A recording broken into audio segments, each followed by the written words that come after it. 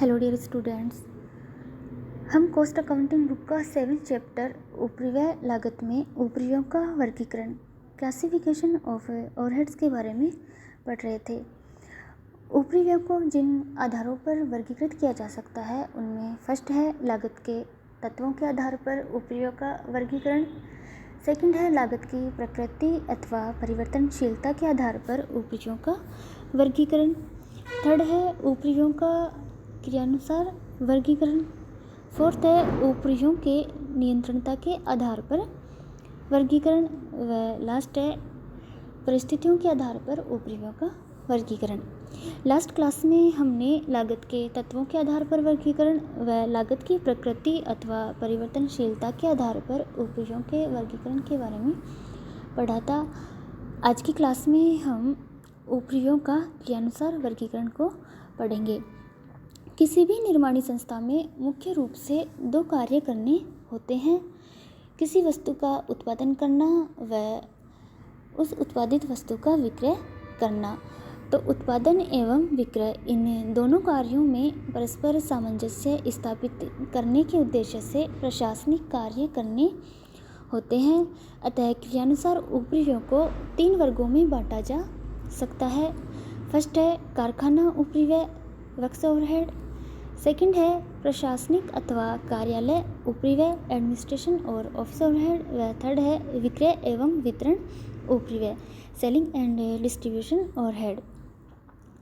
कारखाना उपरिव्यय से आशय उस अप्रत्यक्ष सामग्री, अप्रत्यक्ष श्रम व अप्रत्यक्ष व्यय की लागत से है जो कारखाने में उत्पादन के दौरान व्यय की जाती है। तो अर्थात कारखाना उपरिव्यय से आशय उस लागत से है जो सामग्री, श्रम तथा सेवा प्रदान करने की क्रमबद्ध क्रिया से प्रारंभ होती है और निर्मित वस्तु के मूल पैकिंग पर समाप्त होती है। कारखाना उपरिव्यय को कार्यशाला उपरिव्यय वर्क्स ओवरहेड, उत्पादन उपरिव्यय प्रोडक्शन ओवरहेड तथा निर्माणी उपरिव्यय मैन्युफैक्चरिंग ओवरहेड भी कहते हैं। कारखाना उपरिव्यय में कारखाने में किसी वस्तु के निर्माण में जितने भी अप्रत्यक्ष व्यय होते हैं उन सभी को सम्मिलित किया जाता है। तो इस प्रकार के उपरिव्ययों में मुख्य रूप से कारखाना भवन का किराया, उसका डेप्रिसिएशन, उसका मेंटेनेंस के खर्चे, लाइट के खर्चे आदि को शामिल किया जाता है। सेकंड है प्रशासनिक उपरिव्यय एडमिनिस्ट्रेशन ओवरहेड। प्रशासनिक उपरिव्ययों को कार्यालय उपरिव्यय ऑफिस ओवरहेड व स्थापना उपरिव्यय भी कहा जाता है। अतः प्रशासनिक उपरिव्यय से आशय निर्माणी संस्था की नीति निर्धारित करने, संगठन को निर्देशित करने तथा उत्पादन क्रियाओं को नियंत्रित करने की उस लागत से है जो प्रत्यक्ष रूप से उत्पादन क्रिया या उत्पादन कार्य से संबंधित न हो। तो प्रशासनिक उपरिव्ययों में प्रशासनिक भवन का किराया अर्थात ऑफिस या कार्यालय का किराया, उसका मेंटेनेंस, उसका डेप्रिसिएशन व ऐसे भवन में प्रयुक्त फर्नीचर एवं प्रयुक्त मशीनरी का डेप्रिसिएशन, उसका किराया व मरम्मत, लिपिक एवं प्रबंधकीय पदों पर कार्यरत व्यक्तियों का वेतन एवं स्टेशनरी के खर्चे आदि को शामिल किया जाता है। थर्ड है विक्रय एवं वितरण उपरिव्यय सेलिंग एंड डिस्ट्रीब्यूशन ओवरहेड। एक निर्माणी संस्था की विभिन्न क्रियाओं के विश्लेषण की दृष्टि से विक्रय एवं वितरण 2 अलग अलग क्रियाएं होती है, परंतु सुविधा की दृष्टि से इन दोनों क्रियाओं के उपरिव्ययों को एक ही वर्ग में रखा जाता है और वो वर्ग है विक्रय एवं वितरण उपरिव्यय। विक्रय उपरिव्यय सेलिंग ओवरहेड। तो विक्रय उपरिव्यय के अंतर्गत वह समस्त अप्रत्यक्ष खर्चे सम्मिलित किए जाते हैं जिन्हें ग्राहकों को बनाए रखने तथा विक्रय को बढ़ाने के लिए किए जाते हैं। अतः विक्रय उपरिव्यय से आशय वस्तु की मांग सृजित करने एवं संवर्धन करने तथा विक्रय आदेशों को प्राप्त करने की लागत से है। तो विक्रय उपरिव्ययों में जिन उपरिव्ययों को शामिल किया जाता है उनमें विक्रय एजेंटों का कमीशन, नमूनों के वितरण की लागत, विज्ञापन के खर्चे, बाजार शोध आदि को शामिल किया जाता है। नेक्स्ट है वितरण उपरिव्यय, डिस्ट्रीब्यूशन ओवरहेड। और वितरण उपरिव्यय उस स्तर से प्रारंभ होते हैं जहां विक्रय कार्य समाप्त होता है। अतः वितरण उपरिव्यय उन परिचालन अनुक्रम की लागत होती है जो निर्मित वस्तु को पैक करके उसे प्रेषण हेतु उपलब्ध करने से प्रारंभ होती है तथा पुनः प्राप्त खाली पैकेजों, यदि कोई है तो, को पुनः प्रयोग हेतु सुधारने की लागत पर समाप्त होती है। वितरण उपरिव्ययों में मुख्य रूप से पैकिंग के खर्चे, जावक के गाड़ी भाड़ा, कैरेज आउटवार्ड, बेचे गए माल का बीमा व्यय आदि शामिल किए जाते हैं। तो ये था लागत का क्रियानुसार वर्गीकरण। अब फोर्थ है लागत का नियंत्रणता के आधार पर वर्गीकरण। उपरिव्यय लागतों पर प्रभावी नियंत्रण करने के उद्देश्य से समस्त प्रकार के उपरिव्ययों को नियंत्रणीय एवं अनियंत्रणीय उपरिव्ययों में विभाजित किया जा सकता है।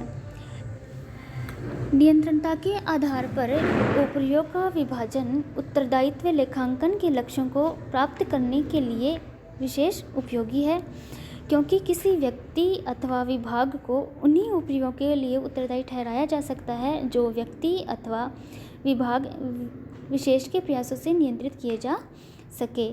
कोई उपरिव्यय नियंत्रणीय है अथवा नियंत्रणीय नहीं है, यह समय विशेष पर निर्भर करता है।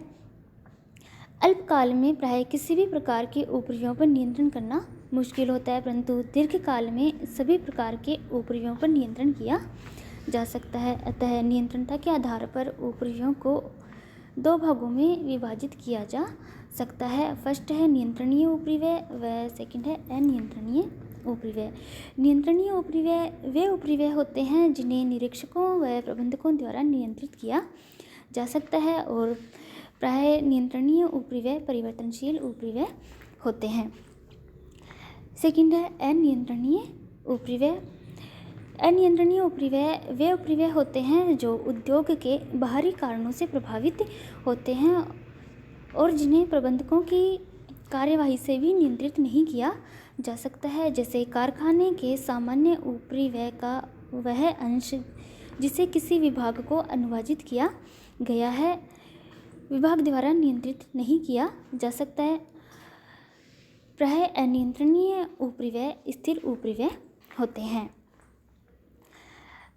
अब उपरिव्ययों का लास्ट वर्गीकरण है, वो है उपरिव्ययों का परिस्थितियों के आधार पर वर्गीकरण। तो अनेक प्रकार के उपरिव्ययों की प्रकृति इस प्रकार की होती है कि सामान्य परिस्थितियों में उपरिव्यय एक निश्चित सीमा तक ही होते हैं, परंतु असामान्य परिस्थितियों में उपरिव्यय बढ़ जाते हैं, जैसे प्रक्रिया के दौरान अप्रत्यक्ष सामग्री की हानि, निष्क्रिय समय, मशीनों की मरम्मत आदि। लागत के निर्धारण एवं नियंत्रण की दृष्टि से लागतों का विश्लेषण करते समय प्रति इकाई लागत में सामान्य उपरिव्ययों को शामिल किया जाता है, परंतु असामान्य उपरिव्ययों को लाभ हानि खाते से अपलिखित किया जाता है। अतः परिस्थिति अनुसार सामान्यतया के आधार पर उपरिव्ययों को दो भागों में वर्गीकृत किया जा सकता है।